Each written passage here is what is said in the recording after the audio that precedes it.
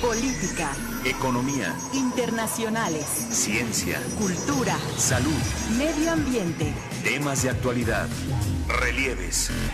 Ayer fue noticia, hoy es tema de reflexión y análisis.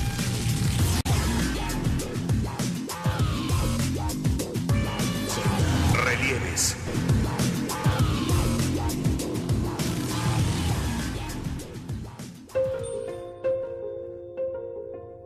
En los últimos meses se ha desatado un intenso debate entre legisladores, expertos, académicos y organizaciones de la sociedad civil sobre la seguridad interior.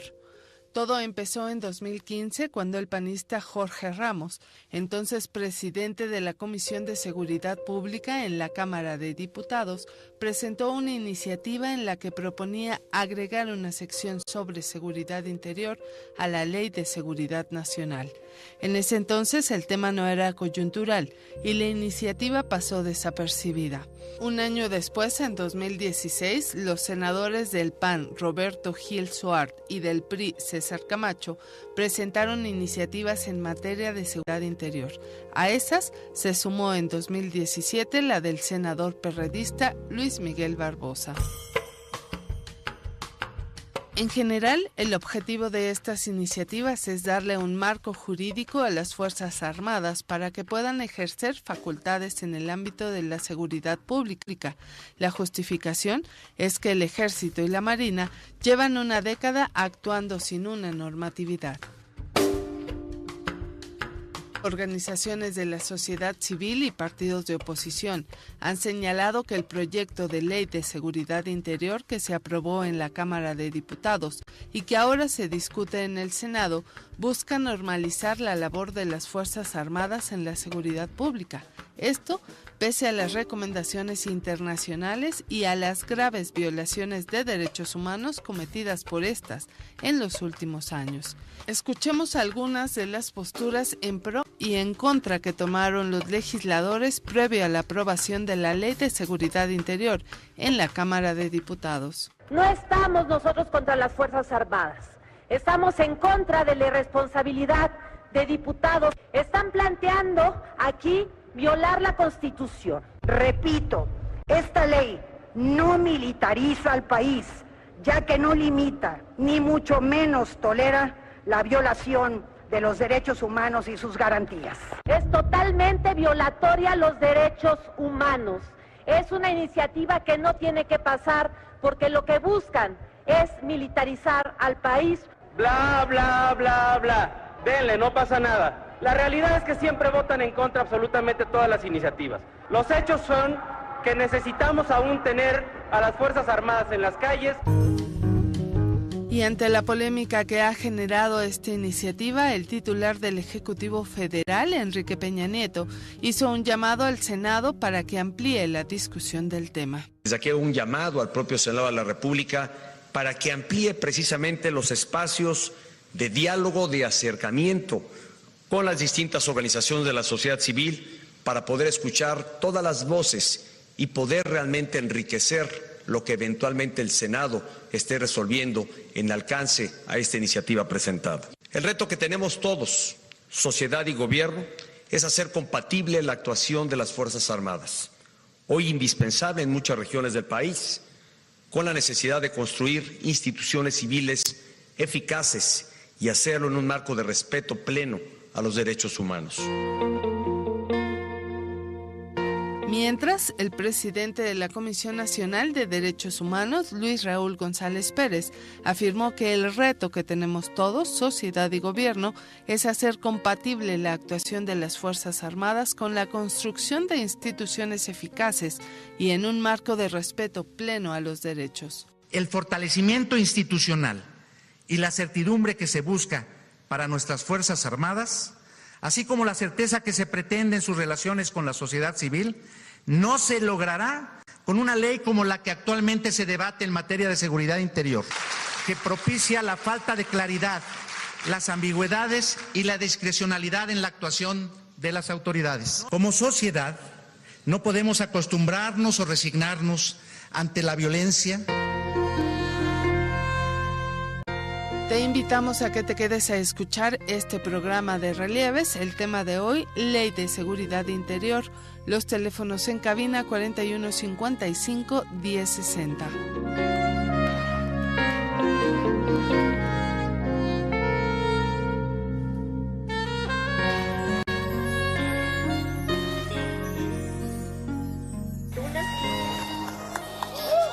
Bien, pues buenas noches, ya estamos aquí. En esta ocasión les saluda Aida Aguilar, quien les agradece su presencia en una emisión más de su serie Relieves. Llámenos y participe a través del 4155-1060 o a través de nuestra página de Facebook Relieves 1060 AM.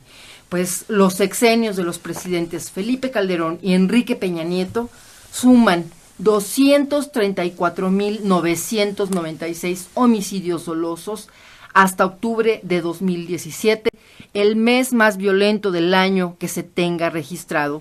Así lo documentó el Instituto Nacional de Estadística y Geografía y el Sistema Nacional de Seguridad Pública, al precisar que Calderón sumó durante su mandato un total de 120.935 homicidios dolosos, mientras que Peña Nieto acumuló hasta octubre de este año 114.061 asesinatos en lo que va de su administración hasta octubre pasado. Y pues justamente un 11 de diciembre, como hoy, pero de hace 11 años, se institucionalizó la militarización silenciosa en el país con la guerra que declaró Felipe Calderón, a la guerra contra el crimen organizado. Y para analizar esta realidad que vive el país y para conocer los alcances que pudiera tener la iniciativa que se discute en el Senado sobre la Ley de Seguridad Interior, tenemos ya en nuestra cabina de transmisión a nuestros invitados de esta noche. Damos la bienvenida al catedrático Ricardo Peralta, profesor de la Facultad de Derecho de la UNAM. Buenas noches. Gracias, muy buenas noches, muchas gracias por la invitación. Tu currículum es un poco amplio, vamos a ir dándole un poquito de lectura de todo lo que las actividades que has desarrollado. También agradecemos la presencia de Héctor Cerezo de la Organización de Derechos Humanos, Comité Cerezo México. Bienvenido, Héctor. Buenas noches y muchas gracias. Bien, pues un tema de verdad fundamental para analizar. Pues Héctor, entremos de lleno al tema. ¿Cuál es el contexto en el que se discute en el Senado la minuta de la Ley de Seguridad Interior que fue aprobada hace unos días en San Lázaro? Bueno, el contexto es un país desgarrado por la violencia y por las violaciones de derechos humanos, producto, ya lo decías, de una estrategia de seguridad que se llamó en aquel entonces una guerra contra el narcotráfico, que no ha cumplido con ninguno de sus objetivos que quienes la promovieron prometieron a la sociedad, pero sí ha roto el tejido social y nos ha enfrentado a el riesgo, le llamamos, de legalizar lo ilegal, es decir, hacer normal la excepción, que es la presencia de los militares en tareas de seguridad pública.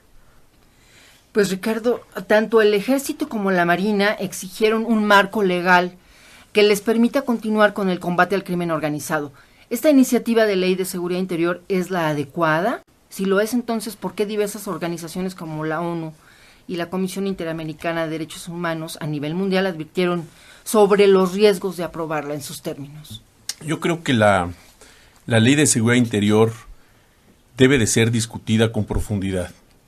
En efecto, todas las recomendaciones, no solamente de estas organizaciones internacionales, sino de organizaciones de la sociedad civil, de la propia Universidad Nacional, del Instituto de Investigaciones Jurídicas, de la Facultad de Derecho, incluso, han recomendado que no sea simplemente una urgencia por fin de sexenio o por inicio de un periodo electoral que tenemos pues incipiente y además el más importante de las últimas décadas. Yo creo que esta ley, sin hacer bajo ninguna circunstancia una defensa a ultranza de la misma, sí tenemos que darnos cuenta de la realidad y empezar a hablar de definiciones. ¿Qué es la seguridad nacional? ¿Qué es la seguridad interior? ¿Qué es la seguridad pública? ¿Quiénes son y han sido los responsables de cada una de estas tareas? Y darnos cuenta que desafortunadamente, y todos lo sabemos, los gobiernos locales han dejado a su suerte a las comunidades, a las poblaciones. Hoy por hoy no tenemos policías estatales capacitadas, no tenemos policías municipales capacitadas, no solamente capacitadas, no las tenemos equipadas. Tenemos un Sistema Nacional de Seguridad Pública, el cual pues desde su creación, dependiente del Consejo Nacional de Seguridad Pública, desde su creación no ha tenido la posibilidad de integrar a todas las policías que existen en nuestro país. Recordemos que tenemos un poquito menos de 2,000 municipios en el país y prácticamente dentro de estos 2,000 municipios podríamos estar hablando de que no hay en todos los casos la posibilidad de tener policías. Estamos hablando de más de 600 municipios que no tienen policía municipal. Estamos hablando que de esos miles de municipios, el 80% tiene menos de 100 policías. Y además con salarios de menos de 5,000 pesos. Estamos hablando de un 40% aproximadamente de policías que ganan menos de 5,000 pesos. Y estamos hablando de un universo de 450,000 policías en todo el país, con diferentes capacitaciones, incluida la Policía Federal, con distintas capacitaciones. Incluida la Policía incluidas, Federal. 450,000 en total, tanto municipales, estatales y la Policía Federal. Entonces es un mundo de personas que tienen distintas capacitaciones, que han tenido no solamente distintas capacitaciones, que no tienen una dignificación en cuanto a la seguridad social, empezando, ya lo mencionaba yo, por el salario. Mucho menos pensemos que estarían capacitados para entender la trascendencia del nuevo sistema de justicia penal. Entonces, nos encontramos con un desaseo institucional, con un desaseo en la historia de nuestro país, en lo cual, pues, si buscamos hoy responsables de estos más de 200,000 muertos que tenemos en nuestro país, y la justificación que alguna vez escuchamos de que se matan entre ellos, es decir, entre los delincuentes, estamos hablando de vidas humanas, independientemente de la actividad legal o ilícita que hayan efectuado. Sin embargo, tenemos que ser realistas. Hoy en nuestro país, no solamente el tejido social, el terror llegó a prácticamente cada metro cuadrado de nuestro país. La delincuencia está desbordada. Y por supuesto no tenemos policías municipales, que es parte de su función, la Constitución lo señala, deben de ser civiles los que se encarguen de la seguridad pública, pero no los tenemos actualmente. Y no podemos dejar a su suerte, como ha sucedido en los últimos por lo menos 10 años, no podemos dejar a su suerte a la ciudadanía en manos de policías municipales, de policías estatales que han participado en desapariciones forzadas, el tema de Ayotzinapa, etcétera. Tenemos tantos testimonios desgarradores donde las economías están áridas porque ha habido unos desplazamientos completos que a la fecha existen. Estamos hablando de más de 22 delitos, los cuales no necesariamente todos son de alto impacto, pero donde el crimen organizado, después del cierre de fronteras en los ataques terroristas del World Trade Center, se cerraron las fronteras y fue más difícil pasar droga a los Estados Unidos. Entonces el crimen organizado se diversificó, se empezó a quedar la droga, pero comenzaron a hacer otro tipo de delitos, que a la fecha han minado en todas las poblaciones. Entonces estamos envueltos en una enorme discusión. Por un lado, la inseguridad que vive día a día muchas comunidades de nuestro país, decía, y nosotros en la Ciudad de México en una burbuja en la cual pues ciertamente no tenemos las condiciones de la tierra caliente de Guerrero, de la tierra caliente de Michoacán, de Tamaulipas, de Coahuila, de muchos municipios del Estado de México, incluso lo acabamos de ver aquí en Tláhuac, incluso en la Ciudad de México, que nunca habíamos visto un narcobloqueo donde quemaron autobuses. Es decir, estamos aprendiendo a convivir con una violencia inusitada, con cifras como si estuviéramos en una guerra. Incluso hay ciudades en nuestro país que son exactamente iguales en cuanto a la violencia, que se equiparan con países que tienen una diferencia económica brutal a la de nosotros. Estamos hablando de Somalia, por ejemplo. Eso aunado al tema de corrupción y al tema de impunidad que tenemos, bueno, estamos envueltos en una vorágine en la cual buscamos responsables, pero pocas soluciones. Entonces, no estoy haciendo una defensa a ultranza de la ley. Yo creo que se tiene que estudiar un poco más acerca de todo lo que ha visto no solamente la Comisión Nacional de Derechos Humanos, sino todos los que hemos sido críticos, pero que también tenemos que reconocer que las Fuerzas Armadas hoy Es el único instituto armado en el cual podemos tener confianza. Las Fuerzas Armadas integran a la Marina, al Ejército y a la Policía Federal. Yo lo que quisiera saber qué otras propuestas hay. Por supuesto hay muchas. Es decir, buscar el origen de la violencia, buscar el origen de la pobreza, buscar el origen de la delincuencia. Eso lo sabemos. Sin embargo, no lo vamos a resolver en un mes, ni en un año, ni en 5, ni en 10 años, porque es un problema ancestral. Hoy por hoy necesitamos cuidar a la gente de sus poblaciones donde el crimen organizado manda, donde extorsionan a profesores que están incluso ahora en este momento esperando sus aguinaldos y que están esperando que ese dinero sea recibido por el crimen organizado. Estamos esperando que a los locatarios de los mercados públicos, desde el vendedor de carne, el que tiene una pequeña tienda de abarrotes, le pidan piso. Los policías municipales y los estatales van a resolver. Estos son los principales involucrados. Están cooptados por el crimen organizado.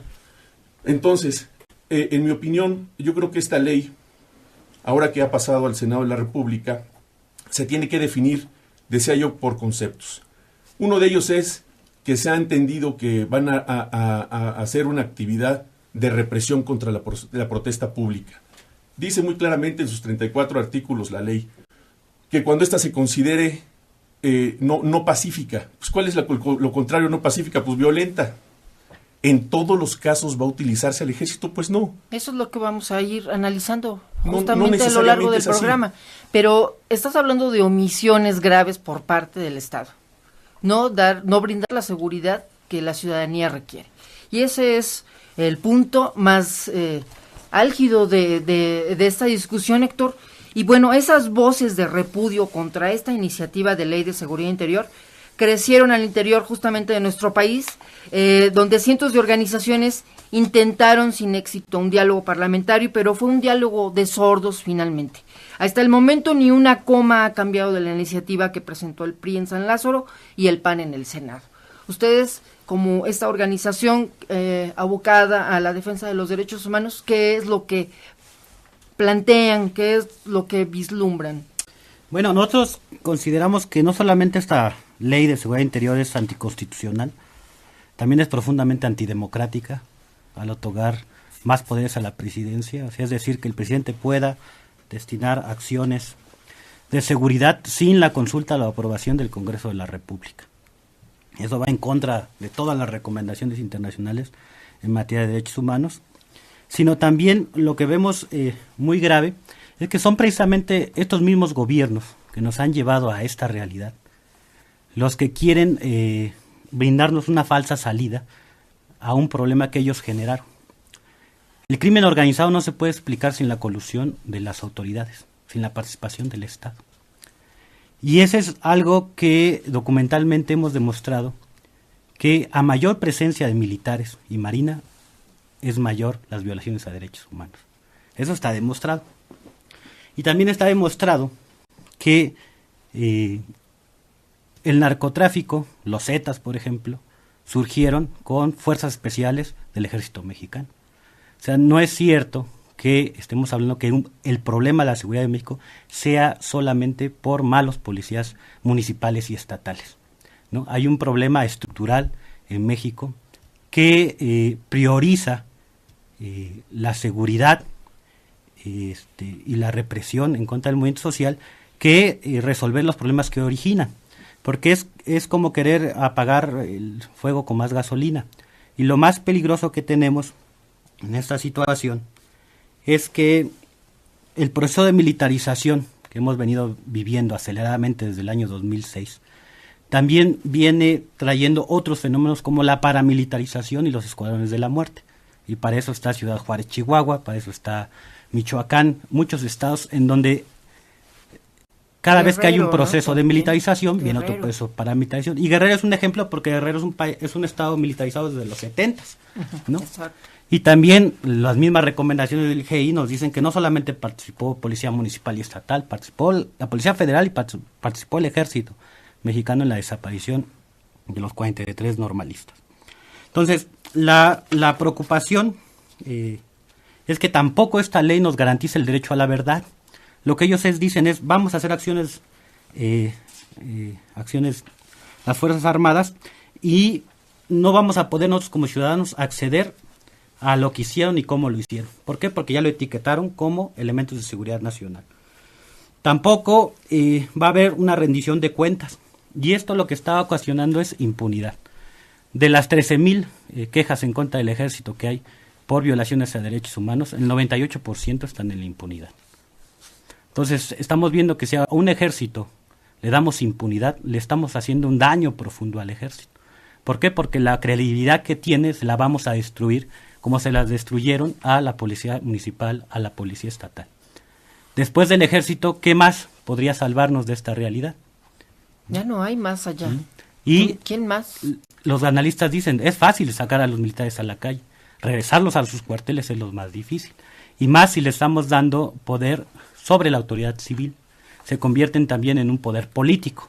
En este caso, ¿estarían por encima de la figura presidencial con esta iniciativa? No, no estarían por encima del presidente de la República, pero sí de otras autoridades civiles.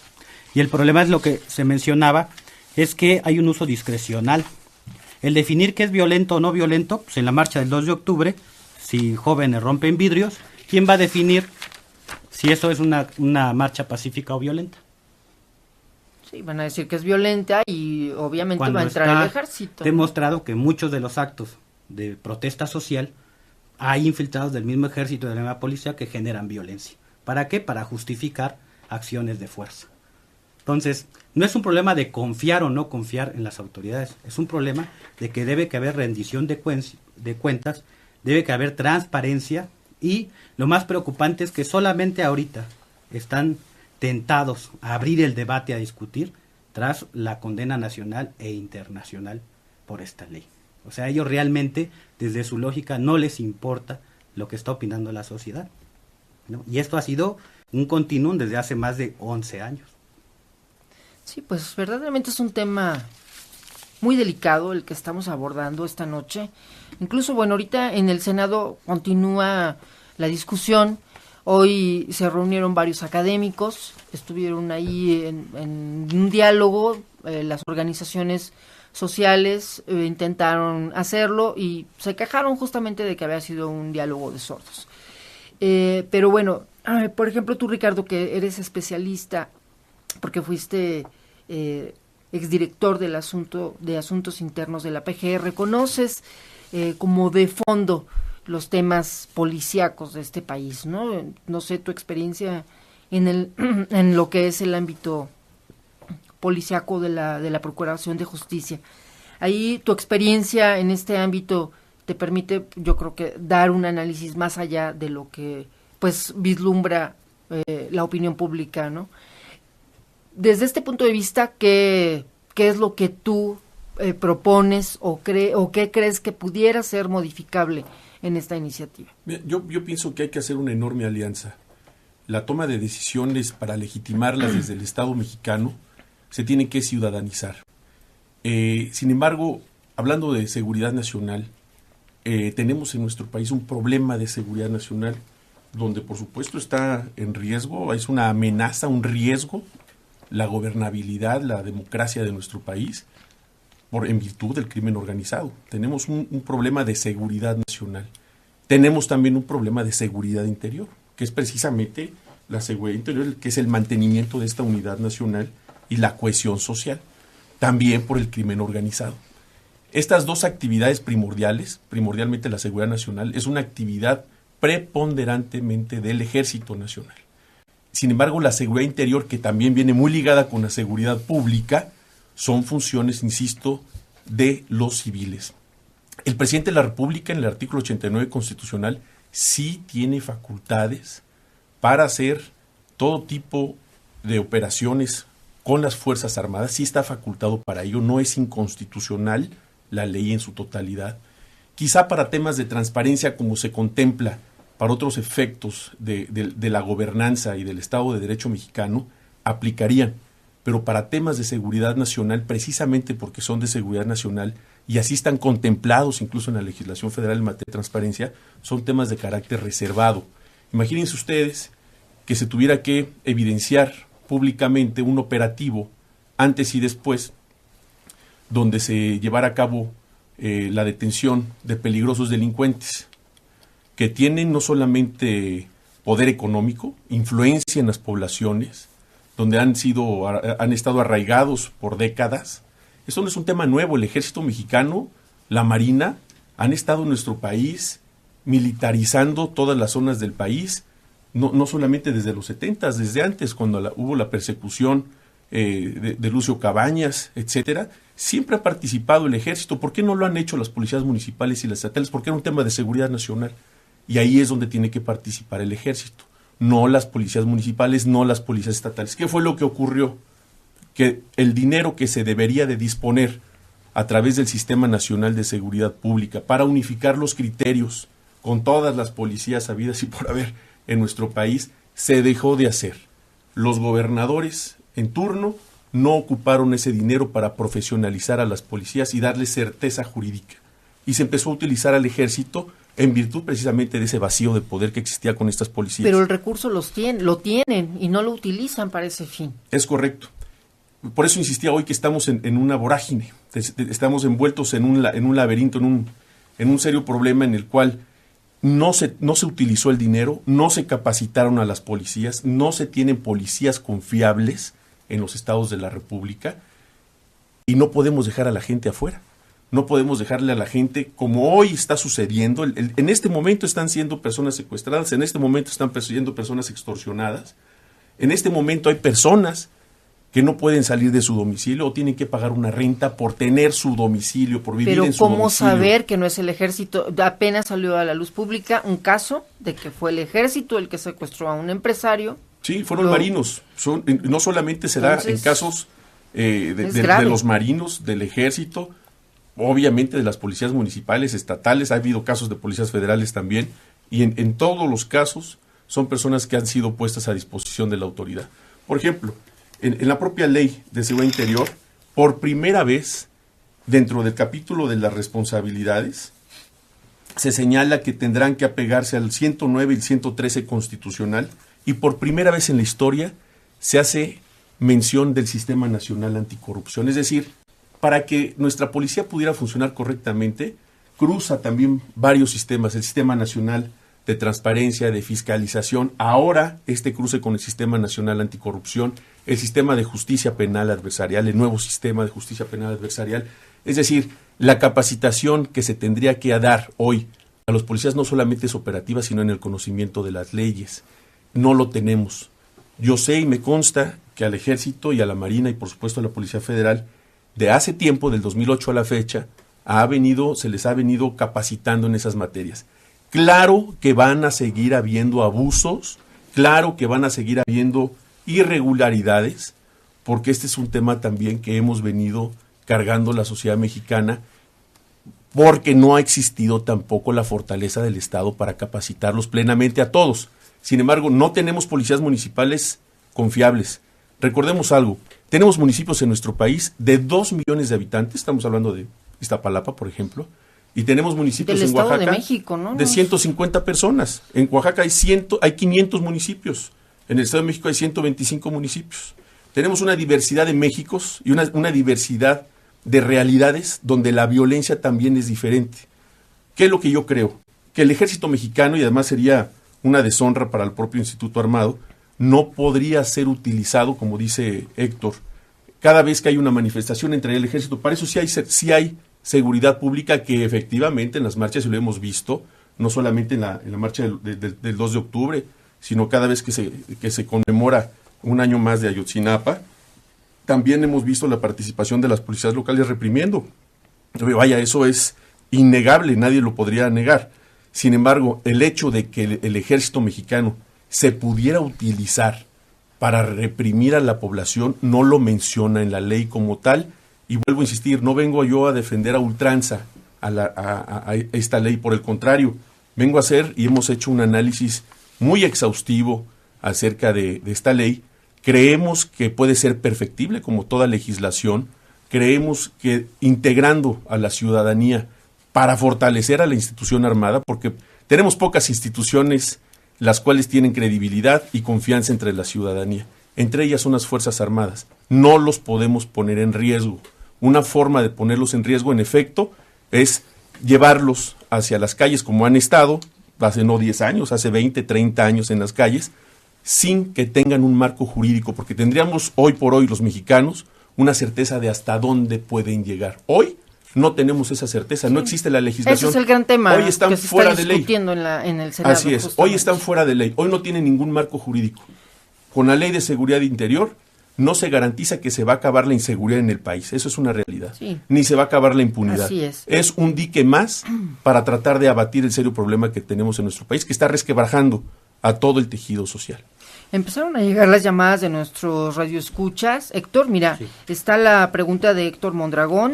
Dice, para los del programa y los radioescuchas les recuerdo que en el periodo de Vicente Fox mandó 6,000 judiciales para ser entrenados y educados para detectar a los narcotraficantes. Y Felipe Calderón a esos 6,000 los sacó de su lista de judiciales. Estudios internacionales aseguran que el 90% se pasó al narcotráfico y la ley de seguridad tiene visos de una dictadura porque de Felipe Calderón a Peña Nieto los asesinatos y crímenes han crecido.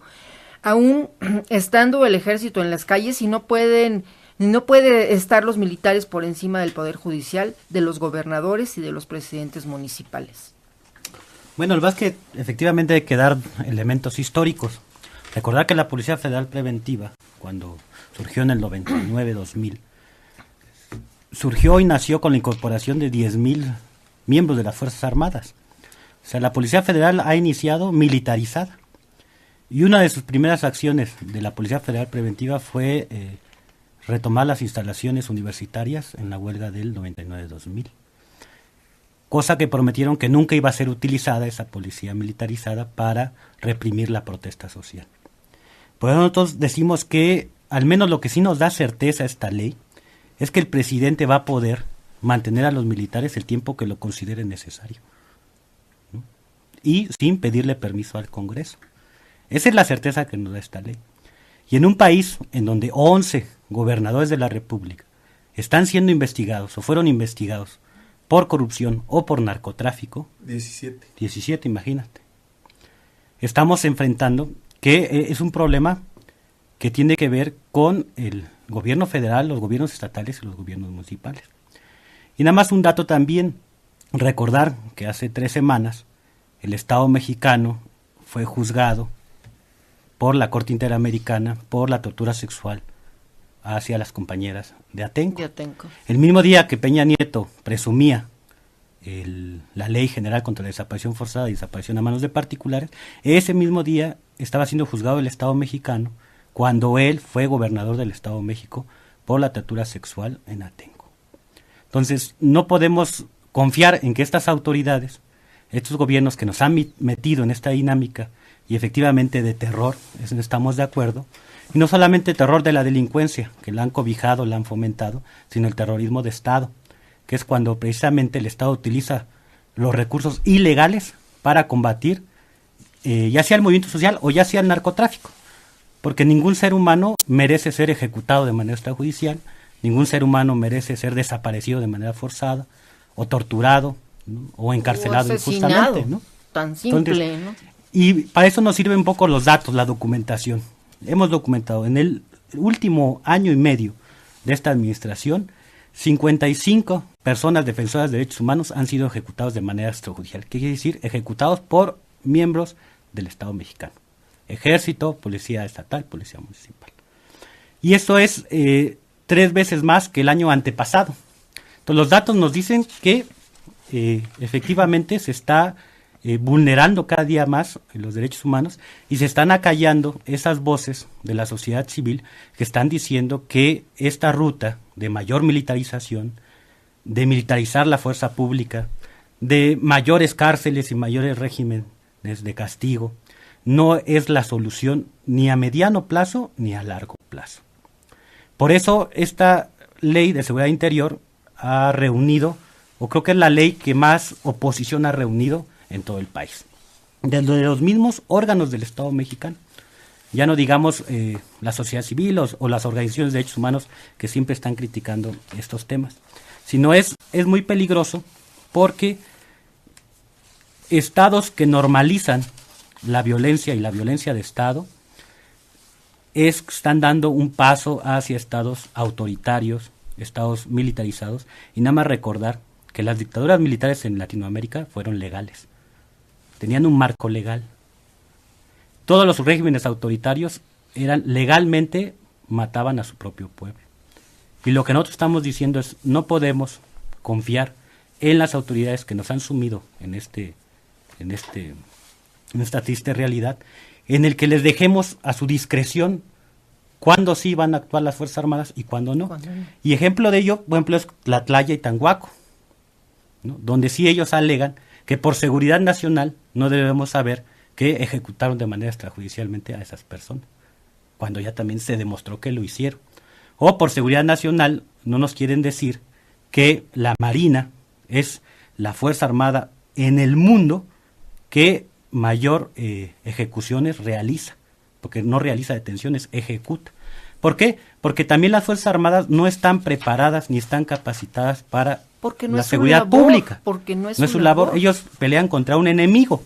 Y lo que ha hecho el Estado mexicano es construirse su enemigo interno, el narcotráfico, en el cual poder justificar todas estas medidas de militarización y paramilitarización para poder justificar sus acciones. Voy a leer las preguntas de nuestro auditorio, están llegando bastantes, y para que posteriormente me hagan un comentario, por favor. Y ahorita seguimos más o menos con el ritmo del programa. José Luis Moreno dice, muy preocupado por la aprobación de esta ley. Es una dictadura totalitaria, porque le da luz verde a la violación de los derechos humanos. Esto tiene que llevarse a una consulta, no se puede aprobar al vapor. Es un blindaje para el PRI, no se vale que se encubran. Es una imposición porque no les conviene la izquierda en el poder. Máximo García, ojalá esta ley no se apruebe, porque va en contra del país, de la nación y en contra de los derechos humanos. Un ejemplo es Tlatelolco 68, Nochistlán, Tlatlaya, que todos estos actos queden impune. Todo esto viene de Estados Unidos. Lucrecia Espinosa, en la región de Tierra Caliente en Guerrero, no le tenemos nada de confianza en el ejército ni a la marina, porque sus elementos llegan a violar mujeres, golpear y desaparecer hombres. En la nueva Ley de Seguridad Pública, cuando se dice que las Fuerzas Armadas solo intervendrán en manifestaciones violentas, es un engaño para el pueblo, porque todos sabemos que el Estado envía infiltrados para que cometan desorden y de esa manera descalificar una manifestación pacífica. Esas son algunas de nuestras llamadas de nuestro auditorio. Gabriel Campos dice, esos asuntos que les dio Salinas, Peña Nieto y Televisa al ejército, ¿con qué fin se hicieron? ¿Acaso para que se apruebe la Ley de Seguridad Interior? Y se pregunta, ¿con quién estará el ejército? ¿Con el pueblo o con los poderosos? Pero no olviden que el pueblo paga el sueldo. Quizá esta ley sea una amenaza para las próximas elecciones si no se vota por el PRI. Profesor Franco Gutiérrez, ¿ha sido tan grave la falta de respeto a la vida o las sátrapas sexenales que en su base perversa maquinaria electoral desean relevarse y eternizarse? La respuesta inteligente y humana está del lado de las ONGs, que son buenas guías, suplen a las instituciones y no cobran en el erario. José Arias, respecto a lo que dice el maestro Peralta, le quiero decir que la población no confía en la policía ni en los militares. No porque lo diga un abogado, quiere decir que es verdad. El pueblo no apoya a las Fuerzas Armadas. Esas son algunas de nuestras llamadas que han llegado hasta el momento. ¿Algún comentario antes de pasar a escuchar nuestro trabajo especial que tenemos preparado? Yo quiero hacer un comentario. La propia Ley de Seguridad Interior, en el dictamen que se está discutiendo actualmente en el Senado, señala en su artículo 18 que en ningún caso las acciones de seguridad interior tendrán por objeto sustituir a las autoridades de otros órdenes de gobierno en el cumplimiento de sus competencias o eximir a esas mismas autoridades de sus responsabilidades, y bajo ninguna circunstancia se van a considerar o tendrán la condición de seguridad pública. ¿A qué se refiere el texto? Que se necesita una declaratoria que emita el propio gobierno federal, una declaratoria de protección de la seguridad interior. Es decir, esta disposición, como se ha venido interpretando, de que el presidente de la República, de manera discrecional, de un momento a otro, va a utilizar el ejército para reprimir una marcha, la ley así no lo señala. Es muy interesante la polémica que ha desatado esta ley, que si en los términos como yo lo estoy escuchando, por supuesto que no estaría bajo ningún concepto de acuerdo, pero no lo dice así la ley como tal. Esas 14 recomendaciones de la ONU relacionados con ese tema, aparte de otras recomendaciones que han hecho otros organismos internacionales, señalan, por supuesto, algún tema de perfección a esta propia ley. Pero yo creo que es importante que a la gente se le aclare que no hay, desde mi punto de vista, la intención de militarizar al país a través de esta ley. Desde mi punto de vista, se le está dando un marco jurídico que no existe. Hoy la actividad de los militares, de los marinos y de la Policía Federal en actividades de auxilio a la seguridad pública es por la ausencia de policías municipales y de policías estatales, que incluso no solamente hay ausencia, ha sido clarísimo también esa colusión que ha existido con el crimen organizado, que hacen incluso la doble función, están por parte del crimen organizado y también haciendo sus actividades, entre comillas, de seguridad pública. No estoy diciendo con esto que se tenga que sustituir, se tiene que hacer un plan en paralelo del retiro de las Fuerzas Armadas en base a esta propia ley para que regresen eventualmente a los cuarteles. Y paralelamente empezar a capacitar a esas policías estatales y municipales para entonces contar con seguridad pública con certeza. Si no, ¿qué otra cosa podemos hacer en el país en el serio problema de violencia y de delincuencia que tenemos? No hay otra opción en este momento. Por supuesto, los orígenes de la delincuencia, ya lo decía yo, son otros. Tenemos un problema de desigualdad, de falta de oportunidades, de modelo económico, etcétera. Todos las sabemos. Repetirlas aquí serían tanto cuanto hasta ocioso. Pero hoy, hablando de un tema de seguridad y de realidad en la que estamos en nuestro país, no tenemos muchas opciones. Pero tiene que ser clara la ley, Héctor. Por eso, si fuera clara la ley, tendría que poner en la ley precisamente esto que plantea el maestro, el paulatino regreso de los militares a los cuarteles y cómo van a profesionalizar a la seguridad pública y de manera diferente a como lo han intentado, porque lo han intentado y han fracasado reiteradamente. ¿Por qué? Porque también tiene que ver con una cuestión de voluntad política, ¿no? Mientras el Estado mexicano en su conjunto no tenga la voluntad política de combatir la inseguridad y resolver estos grandes problemas, que si bien es cierto, no son tema directo de esta ley, no nos podemos explicar la violencia y el lugar donde estamos sin preocuparnos por el origen y por las causas, ¿no? Por más que sea una ley perfecta de seguridad interior, mientras no se resuelve el origen, pues van a ser como parches nada más a un problema que año tras año se está haciendo mucho más grande. Y hay una tentación autoritaria terrible, porque precisamente la tentación es vamos a acabar el problema con mayor fuerza. Llevan 11 años en lo ilegal, en un proceso de militarización, y nos prometieron que iban a resolver ese problema de seguridad, inclusive aceptando hoy que estaban haciendo funciones completamente ilegales, anticonstitucionales. Hoy quieren legalizar eso con la promesa de que ahora sí van a acabar con el problema de seguridad. Nosotros creemos que lo van a agravar. Pero Chong dijo, ¿no? Reconoció que en 5 años habían fracasado. O sea, así prácticamente lo dijo. La verdad, el tema, yo creo que aquí nos podríamos estar 3 horas. Vamos a escuchar la parte fundamental de la voz de las organizaciones a través de este programa especial, este trabajo especial que preparó nuestra compañera Ángeles Medina. Vamos a escucharlo, regresamos de inmediato.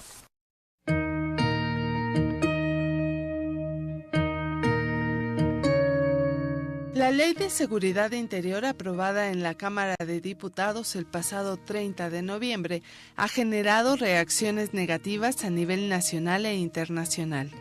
Más de 270 organizaciones defensoras de derechos humanos han considerado este proyecto como una ley golpista y contraproducente.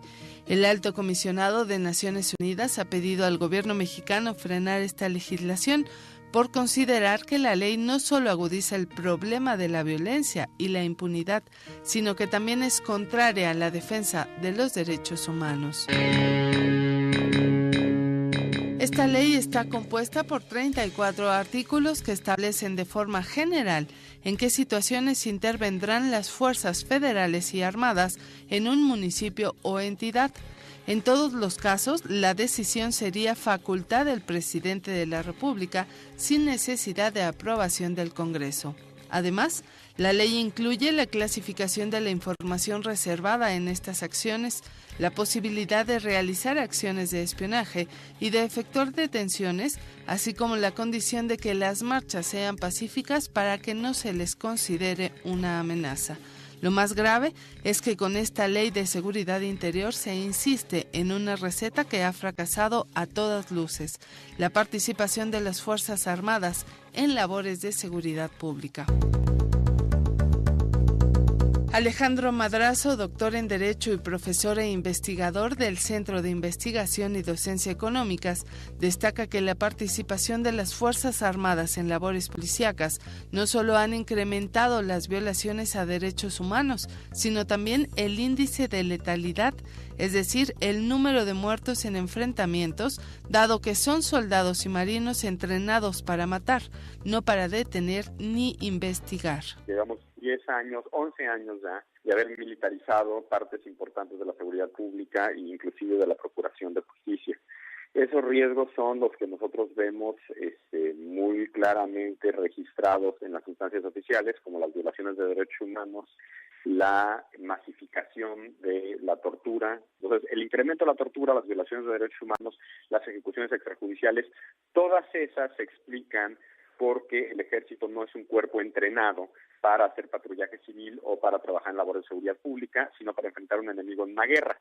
Y lo que sucede es que cuando se despliega territorialmente el ejército para hacer frente a la población civil, para patrullar en la población civil, pues trata a la población civil como si estuviera en una guerra y vemos estos problemas. Pero además es que hoy en día ya sabemos que la militarización ha exacerbado la violencia que pretendía controlar.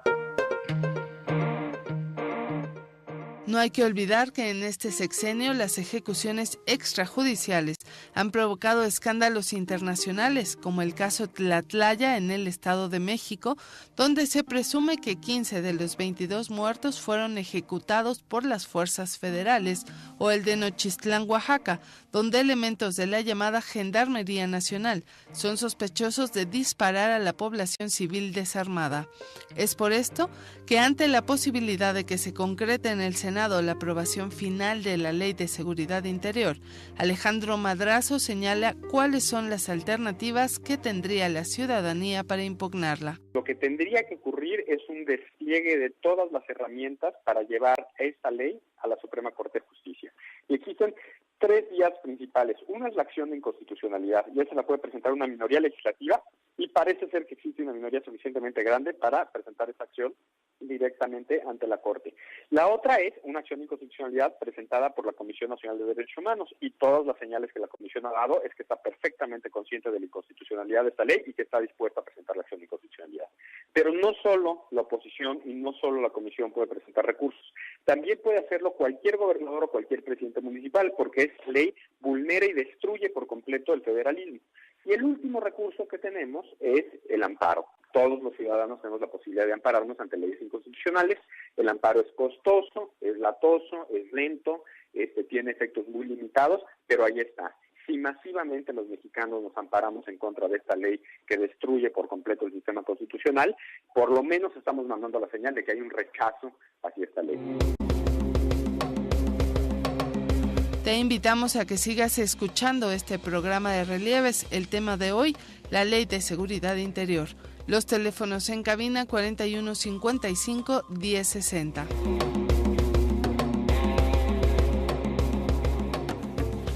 Bien, pues ya estamos aquí de regreso. Vámonos rápido porque el tiempo nos apremia. Pues están esta noche, les recordamos a nuestro auditorio, el maestro Ricardo Peralta, profesor de la Facultad de Derecho de la UNAM, y también Héctor Cerezo, de la Organización de Derechos Humanos, Comité Cerezo México. Rosa María Sánchez, el día de la toma de posesión de Peña Nieto se llevó a cabo una marcha de protesta y el mismo gobierno envió un disque grupo de anarquistas que se empeñó en cometer desmanes para que la marcha pareciera violenta. José Asunción, el Ejército, la Marina, que siempre han sido de la mafia, esta ley aumenta la masacre y todo viene desde la presidencia donde existe la corrupción. Pedro Marín, quienes defienden la ley no saben diferenciar entre la formación de un militar y un policía civil. Esta radica en que mientras el policía protege a la ciudadanía, el militar está formado para abatir y matar. La ley propuesta lo único que hace es afianzar la ley e imponer una dictadura. El último bloque de llamadas, Heriberto Martínez nos dice: el ejército ha estado presente en Guerrero desde hace 40 años y no por ello el Estado tiene buena imagen, al contrario, hay más muertes y secuestros, pero bien, si así quieren hacer, a todo el país, está bien. Así es el último comentario que hace nuestro auditorio. A ver, bueno, entonces... Yo creo que hay varias prioridades legislativas también en el Senado de la República que se debieron tomar en cuenta. Yo creo que por los propios tiempos legislativos ya no habrá oportunidad de hacerlo, pero entre ellas tenemos, por ejemplo, la ley del mando único. Esa es una forma también de ir resolviendo este tema, porque estamos hablando de un tema de seguridad interior, pero también un tema, por supuesto, de seguridad pública, y creo que hoy está muy politizada ya la discusión de la ley de seguridad interior, desde la responsabilidad de un ejecutivo, de otro régimen, del régimen que viene, si se va a utilizar para reprimir o no, etcétera, etcétera. Se ha politizado y se han tocado temas que ni siquiera tienen que ver con el propio concepto de la ley de seguridad interior en cada una de sus letras. Yo creo que se debe en este momento se debe de enfocarse las energías para ver qué paralelamente se tiene que hacer al lado de esta ley de seguridad interior, porque yo creo en la inminencia de su aprobación seguramente pasado mañana. Estamos prácticamente a días, el día 15 concluye este periodo legislativo, es el penúltimo de este sexenio. Yo creo que se va a aprobar esta ley y se tiene entonces que emplear el interés en buscar cómo hoy también aparejado a esta legislación, cómo fortalecer a estas policías estatales y municipales, que a pesar de que dentro del propio Sistema Nacional de Seguridad Pública, en la misión que tiene este propio sistema, con los integrantes que también son los mismos que se establecen en esta ley de seguridad interior, es decir, el presidente, la Secretaría de Gobernación, la Secretaría de la Defensa, la Secretaría de Marina, la PGR, los gobernadores y el jefe de gobierno de la Ciudad de México integran este Sistema Nacional de Seguridad Pública. Es decir, la integración de todas estas instituciones ya está en otros sistemas, ya pertenecen a una forma de operar de hace, no de este sexenio, de hace más de 10 años. ¿Ha funcionado? No del todo. El Sistema Nacional de Seguridad Pública se tiene que fortalecer e integrar a las policías municipales, pero en serio, y tener fechas límites ahora que se van a cambiar las alcaldías y los ayuntamientos en todo el país, prácticamente en más de 29 estados del país. Y la Ciudad de México. Y la Ciudad de incluida, México. Por cierto. En 9 estados de la República, etcétera. Va a haber más de 3,000 prácticamente cargos de elección popular. Es donde tenemos que enfocar las energías, en fortalecer a nuestra policía, crear una policía nacional, hacer una codificación de los delitos, por ejemplo, tener y buscar un código penal nacional. Pero eso ya nos va a llevar, creo que el sexenio que viene, Héctor. Sí, por supuesto, pero yo creo que son de los muchos pendientes, como incluso terminar de articular el Sistema Nacional Anticorrupción. Tenemos muchos pendientes nacionales. Así es. Y uno de los grandes pendientes precisamente es la impunidad. Así es. O sea, mientras no haya sanción a quienes responsables de violaciones de derechos humanos, el mensaje que se les manda es que pueden seguir cometiendo violaciones de derechos humanos y no va a haber ninguna consecuencia legal, ¿no? Y ese es el grave problema. ¿Por qué? Porque si las autoridades, las policías, los militares, supieran que si ellos exceden, que si abusan, que si rompen la propia normatividad, recibirán una sanción, disminuiría las violaciones a derechos humanos. Y no lo tenemos. Ahora, lo que más nos preocupa a nosotros como sociedad es que tenemos un gobierno sordo hacia la sociedad civil y un gobierno que no le importa pagar el costo político de la condena internacional y de la condena nacional.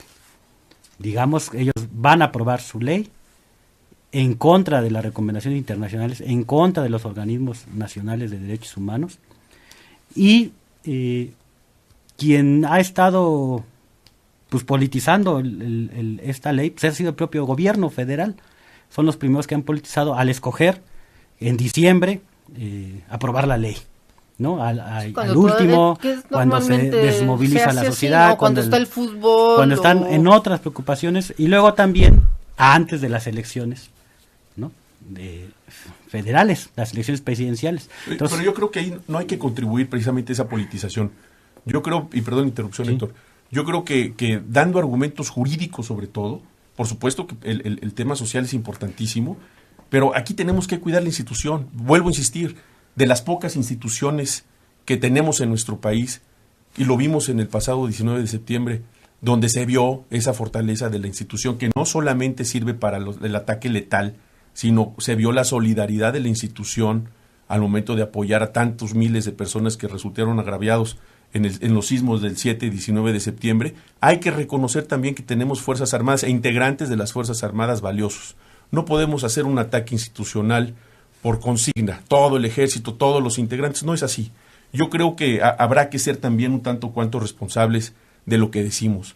Sí, tenemos que seguir fortaleciendo a las instituciones. Pero la impunidad sí es un problema. No, la impunidad y la corrupción, eso es innegable.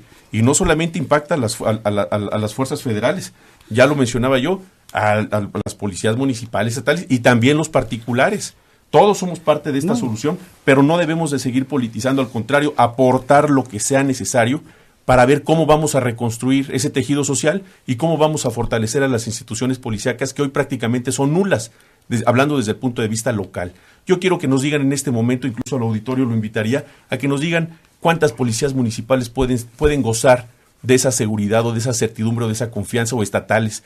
Los estatales, incluso los policías estatales, fueron los que participaron en estas desapariciones masivas en el estado de Veracruz. Sabemos que estos policías municipales de Iguala fueron los que estaban coludidos con el crimen organizado, con independencia de que hayan participado o no otras instituciones locales o federales. No son todas las instituciones y sí tenemos que fortalecerlas porque no tenemos muchas opciones en nuestro país. Entonces yo creo que tiene que ser un discurso proactivo, propositivo y constructivo, porque de otra manera no vamos a salir de este embrollo. Se va a aprobar esta ley y tiene que tener cierta legitimidad y seguir construyendo y seguir insistiendo sobre el tema. Bueno, en la participación de las organizaciones sociales es fundamental. Y nuestro discurso es eso, el quien está echando a perder todo este proceso es el gobierno federal, a meter a las Fuerzas Armadas a labores que no les corresponde. Y quien va a hacer que se pierda la poca credibilidad que tienen las Fuerzas Armadas es el gobierno federal. No somos los que estamos documentando las violaciones de derechos humanos. No somos los que estamos registrando las ejecuciones extrajudiciales, la desaparición forzada, la tortura sexual que cometen las Fuerzas Armadas. Quien le está dañando a la institución es ese gobierno que mandata a esas Fuerzas Armadas a hacer eso. Y luego, si no las mandata, que permite que se realicen y no sanciona a esos elementos. Y es el 98% de impunidad. Esa parte no hay importante. Ni 50 soldados actualmente presos por violaciones a derechos humanos. Esa parte es a lo que me refiero, que se tiene que fortalecer. Entonces, el Estado mexicano tiene que hacerlo. No nos corresponde a nosotros como particulares. Y miren, estamos a punto de llegar al final. Nos quedan 2 minutos. A mí me gustaría que me dijeran, si una vez que se haya aprobado esta ley y entre en función, ya que el ejército pueda tomar en sus manos lo que es la seguridad pública, aunque se diga que no, en el Senado y en los cuerpos legislativos, ¿cómo se podrá impugnar esta ley que, pues, a todas luces, ustedes ya lo dijeron, es inconstitucional? ¿Qué organismos estarán facultados para poder echar atrás algo que posiblemente no debe haber sido aprobado? Bueno, en principio yo quiero para comentar, ya cerrar, muy breve, por favor, quiero comentar estamos por terminar. Que la Comisión Nacional de Derechos Humanos, dentro de las facultades constitucionales que tiene la atribución de impugnar la inconstitucionalidad de esta ley en caso de que encontraran esos elementos, que ya lo mencionaron que los tiene, por parte del propio presidente de la Comisión Nacional de Derechos Humanos. Yo propondría que, independientemente de las impugnaciones, que por supuesto si están en la ley, por supuesto que las tiene que llevar a cabo no solamente el presidente de la Comisión Nacional de Derechos Humanos, sino todos aquellos que tengan facultades para hacerlo.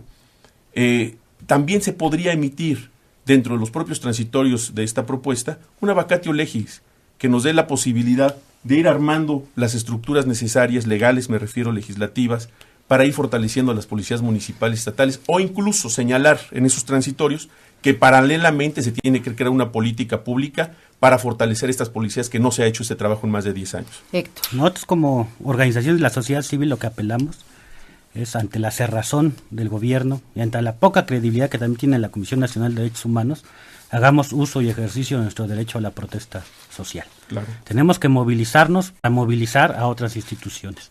Tenemos que organizarnos y tenemos que decirle bien claro que puede imponernos su propia ley, pero no porque sea legal va a ser legítima. Y no porque le imponga quiere decir que nosotros no levantemos nuestra voz de protesta y no le reiteremos que hay otras propuestas para solucionar el problema de la seguridad que ya han venido planteando desde las organizaciones de la sociedad civil, que tampoco la han tomado en cuenta. Pues el tema ahí está, lo dejamos en la mesa, seguiremos muy de cerca el tema, cómo se desarrolla esta semana la discusión en el Senado, donde finalmente se cerrará el ciclo legislativo. Y pues por esta noche les agradecemos muchísimo. Nos acompañó el maestro catedrático Ricardo Peralta, quien es, aparte de ser profesor de la Facultad de Derecho Constitucional y Administrativo, también fue exdirector de Operaciones Policíacas Ministeriales en el Estado de México, también en la PGR, en algunas otras instituciones.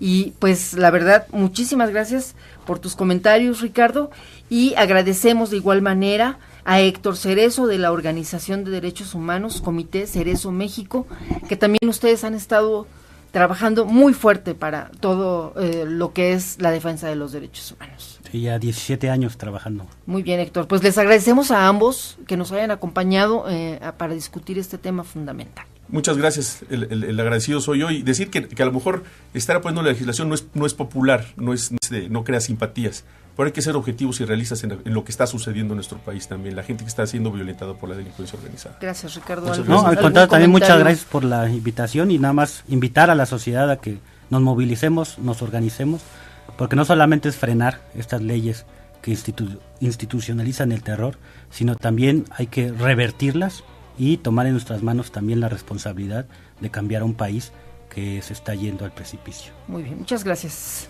Gracias a ustedes.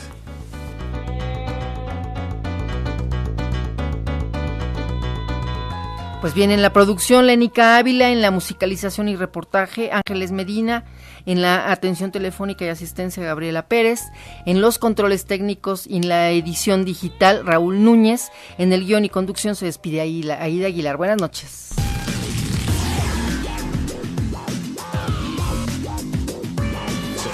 Relieves.